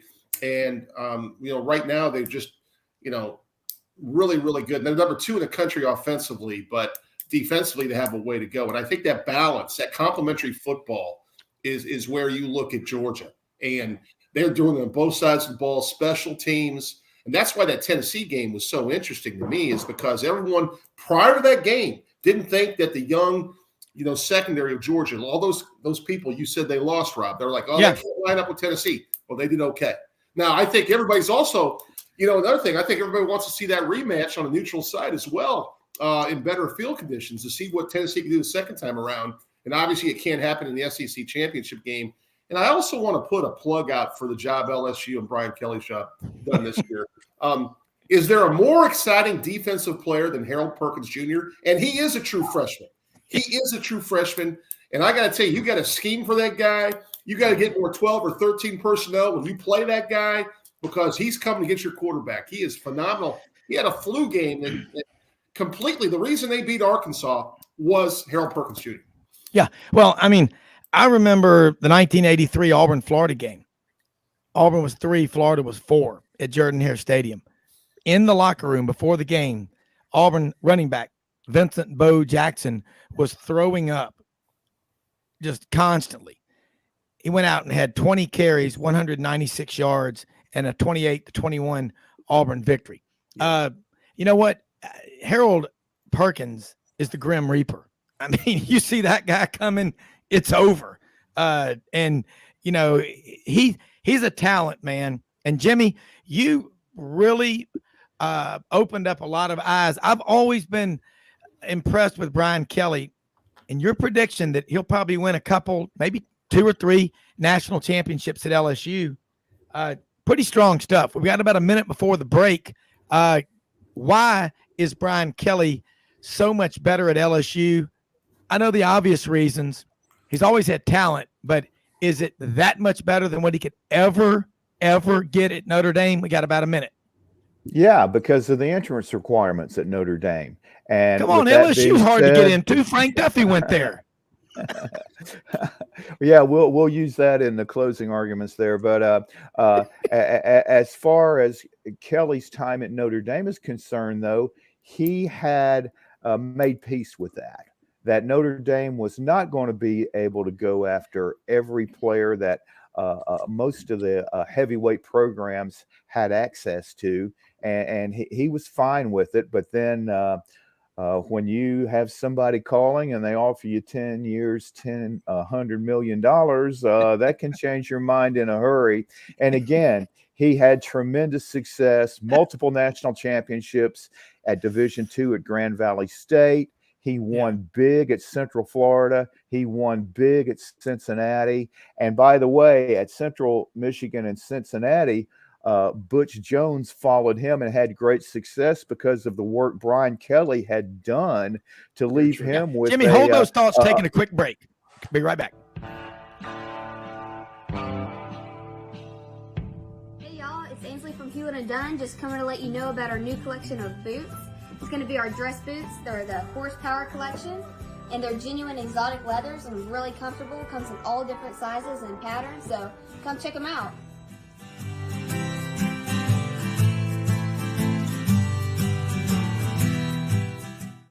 Red River Ford and Toyota, located in Wynne, Arkansas. If you're in the market for a new or used car, truck, or SUV, call, go online, or drop by and see them. Located 45 minutes from Memphis, go off the 4-city exit on I-40 and go north about 15 minutes on Highway 1. Easy to work with and still believe in customer service. If you live out of town, they will deliver your vehicle to you. RedRiverFordToyota.com.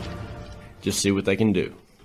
Strengthen your seed zone this spring with quality tillage equipment from House Industries. Located in Cherry Valley, Arkansas, House Industries specializes in manufacturing superior equipment that will minimize your downtime and keep you working in the field. To ensure the highest quality control, all design, fabrication, and testing takes place in a 99,000 square foot manufacturing facility located right here in the heart of the Delta. Locate your nearest House equipment dealer online at houseindustriesinc.com. House Industries, breaking ground. Sidelines with Rob Browne. Talk sporty to me.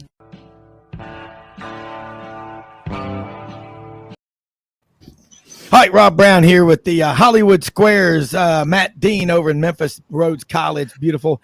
Billy Roberts down in Brookhaven, not Atlanta, Brookhaven. Jimmy Hodge in Lake Zurich, not Chicago. Rob Browne in Wynne, not Memphis. So we're all in these odd places, except Now, Matt is at Rhodes College, the home of the Lynx Cats. And look, Jimmy, you were making some great points. You got to watch that stopwatch to go to these breaks. But if you can remember, and I know you got on to me about leading you in and then having to stop for the break, and my apologies, but you were on a roll. You were on a gravy train with 4-wheel drive biscuit wheels, man. Keep going.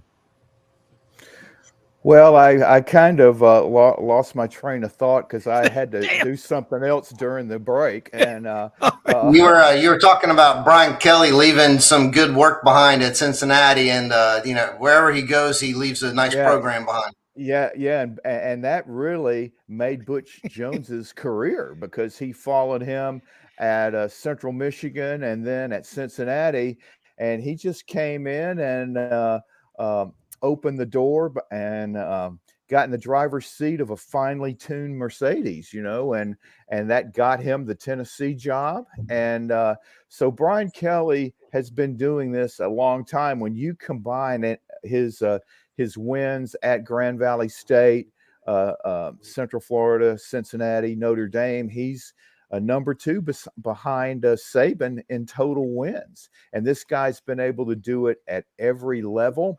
But I think he's the perfect coach for LSU because after the Coach O regime ended, it had to be a really stark contrast for these players when they first had spring practice and then preseason camp. And starting with that first game, and it happens every game when players make mistakes that this coaching staff knows should not be made at this level. Unlike in the past 2 or 3 years, instead of letting the players kind of just jog off to the sideline and go to the bench, Brian Kelly confronts that player, lets them know in no uncertain terms this is not acceptable.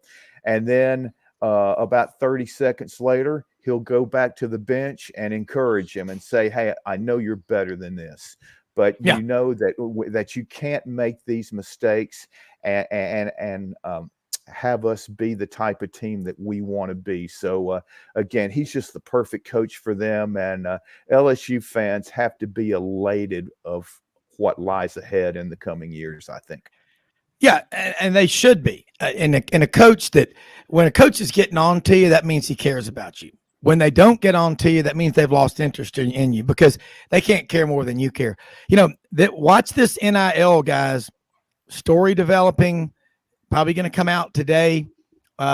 Big time basketball news about NIL. There are going to be some players that might not ever get their careers off the ground because of the way the NIL deals have been done. And I think a lot of people have said, oh, the NCAA is out of the enforcement business. Keep your eyes open, because there's a big time player that there's a possibility that his career may not get off the ground. So just keep your eyes and ears open for that. Billy Roberts, got to ask you this. You're talking about what Brian Kelly has done, being the right fit, and Matt and Jimmy are right, and you're right. The adult is in the room. This guy is laser focused. You've got to have a coach, Kirby Smart. Man, that guy is an absolute command, talking to every player in practice, in the pregame, saying something to them. He knows his personnel. How about when you have a guy that doesn't care, he's just there for the check? That's a disaster, isn't it? Well, yeah. I mean, when Brian Kelly was hired down there, a lot of the media coverage was, how's he going to fit in that culture? How's he going to connect and recruit? He's a fish out of water. But I mean, a great coach, a great talent evaluator, all of those things get silenced and those objections melt away. But when you have a situation like we've gone through at Auburn, where, a guy comes in under similar circumstances, got a resume, 80-something wins as a college coach, but in a different part of the country, but what he did not do was recruit and go out there and roll his sleeves up and say, I'm having to punch above my weight now. I'm in a different weight class and I better bulk up and do the job. It's malpractice what happened down there, to take that kind of money, but thumb your nose at the generally accepted, this is what you got to do in the SEC to be successful. I have no doubt he's going to go to some Western school with a little bit of a different pace that they have to run at from a recruiting standpoint, or maybe they got a built-in flow of talent. And he'll be great, and he'll be a 10-game winner, somewhere else, and everybody's going to like, man, Auburn was crazy. Why wasn't he successful there? He didn't do the job the minute he landed, nor 6 months later, nor a year and a half later. He just didn't get on the airplane and go and meet the coaches. I was appalled at some of the stories that were coming out where there were prominent high school coaches in Georgia and Alabama saying, I've never met the guy. He's been over there a year and a half, never met him. That's crazy. How in the world that was allowed to go on is beyond me. And I wish some of the national media who are creating this narrative about, Auburn's just nuts and they pull the trigger too quick on guys.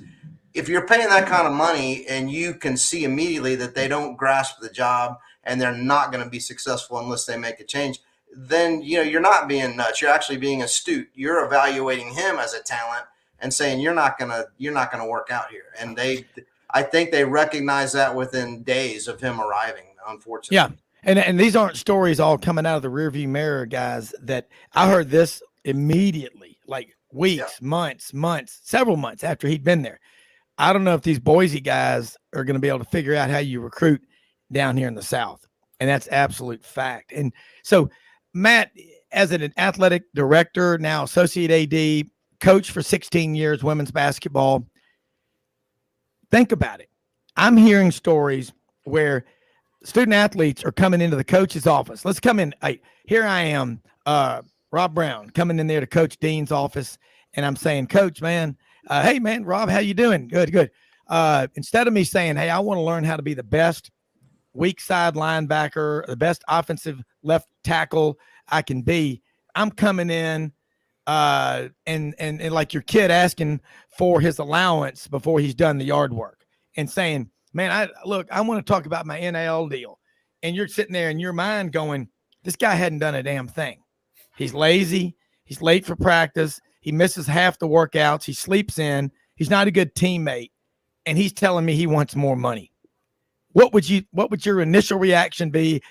And I see your head turning red, steam coming out of the side of your head. And you're a really nice guy, but you've got a fuse, man. You're intense.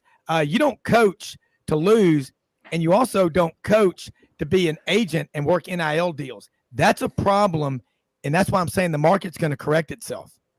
Well, I always had a line with player happiness, and it wouldn't change. My answer would have been, if you can't be happy here in your current situation, then maybe we need to reevaluate. Maybe you need to look elsewhere. I'll be completely transparent and honest, and I think a lot of coaches are doing that, and that's what the frustration is building up, because prior to the last 4 years, guys, this hasn't really happened. The newness of this is starting to set in, and you're seeing, hey, this person got this deal, that person got this deal. Why am I not getting this deal?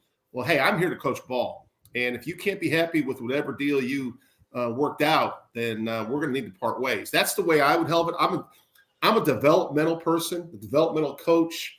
I have no problem taking a 3-star that's going to stay 4 years and making him a 5-star all-conference player by junior year. And I think there's a lot of coaches out there that still do that. I think going back to your point, you hit it on the head with Harsin. I mean, the thing that the arrogance of someone to come into an area and not ask questions of former players or current staff. Hey, where do I need to go the first week? Let me lay it out. Instead of saying I got all the answers, that's just absolutely crazy to me, because every job that we hire, even at Rhodes College, we prep our people on, these are the top 50 schools that we look to find student athletes. These are the local coaches that you need to make connections with. That's just common sense 101. The fact that you paid that much money for a coach that was not willing to do so, that just shows you your search process was flawed, because those things should have been discussed on the front end. Yeah, no doubt about it. And you make a unilateral hire of a guy that is an oddball and doesn't know the culture. And, Dan Lanning came from the South, but you've told me he's a Kansas City guy. He's doing well out there at Oregon. But there's also something, a little known fact that only you know. You told me about it. There's a nonstop flight from Portland to Dallas-Fort Worth. Think that doesn't help in recruiting? Eugene to Dallas-Fort Worth. Okay. Wow. So here's the deal. That's a 3.5-hour flight. means they recruit the state of Texas just like everyone else does. Hey, Yeah. don't drive 5 hours from here to there. Get on that flight and come up here. I think those are things they are working hard in the state of Texas. They have one of the top running backs in Mississippi. The state of Mississippi committed. Yeah. They're looking at kids on the East Coast. They're looking at kids in Arizona. They got a lot of kids on the West Coast. So I'm really curious with Dan Lanning. And I've met him a couple times. Gentlemen, he is the real deal. He's going to recruit some phenomenal football players there. Excited for the future. Nervous about Saturday night, but excited for the future. Yeah. And, Jimmy, we just got a few minutes left. Let's kind of bounce it around. If you are an athletic director, university president, are you looking at a coach for what can he do in development? What can he do in recruiting? What can he do in NIL? It's the first two, and I think NIL takes care of itself because you're not supposed to do that anyway.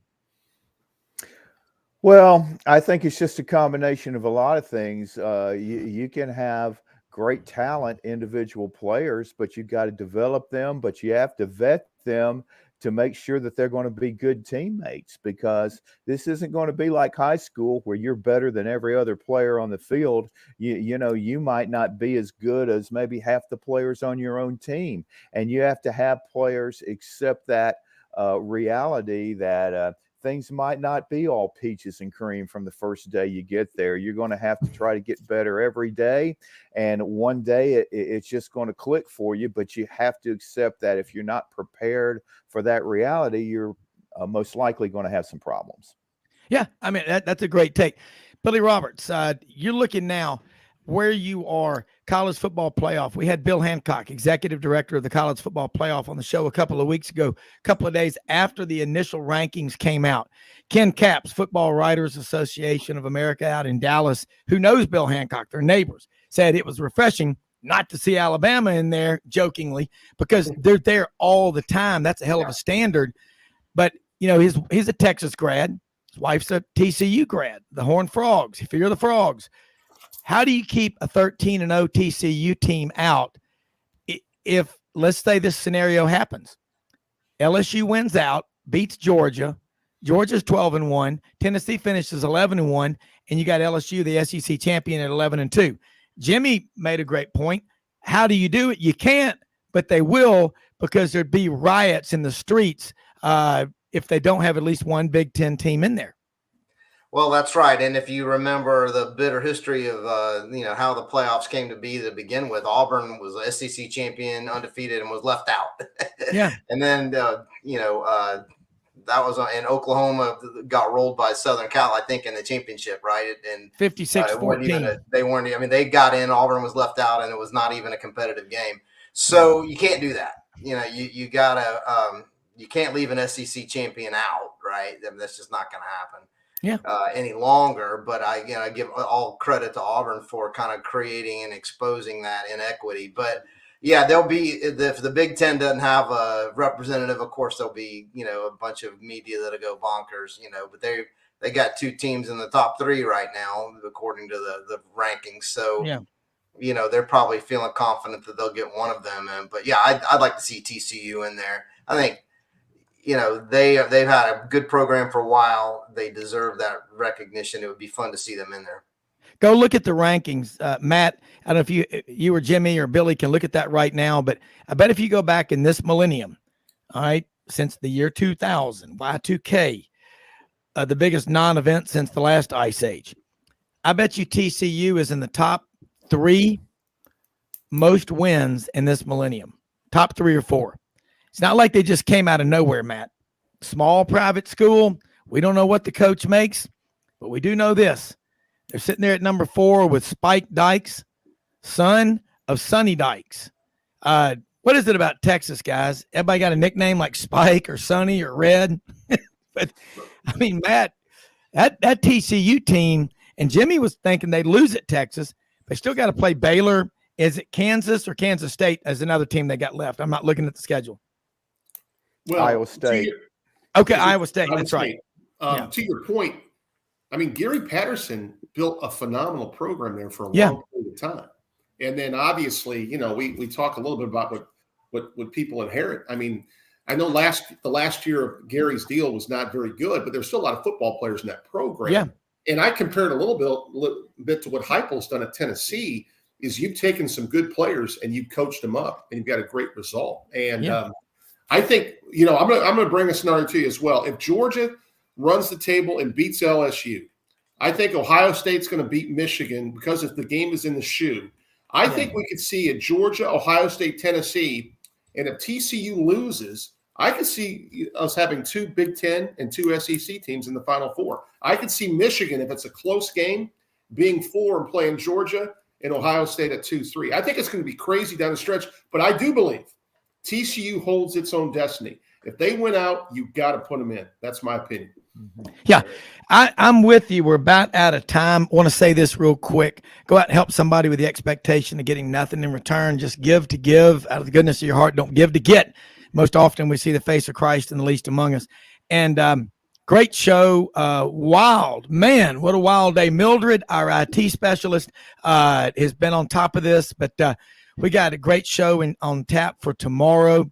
Lots to talk about. But Matt Dean, your closing statement there, and Jimmy and Billy and I think we're all going, wow, you think about that. You could have Tennessee and Georgia, and you could have Ohio State and Michigan. You could. Wow. Now, if TCU is 13-0 and they're not in there, all H is going to break loose. But I think this is what we need to speed the process up, get to a 12-team playoff. Jimmy made a comment earlier in the week.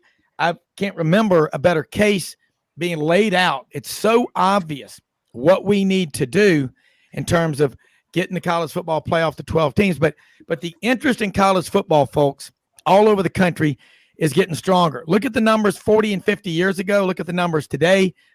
Not even close. Talking about keeping people's attention, improve your Wi-Fi in the stadium so that people can text and Instagram. They will not leave you, and sell them beer at half price if they stay for the second half. We'll be back tomorrow. Have a great show. We're out of here.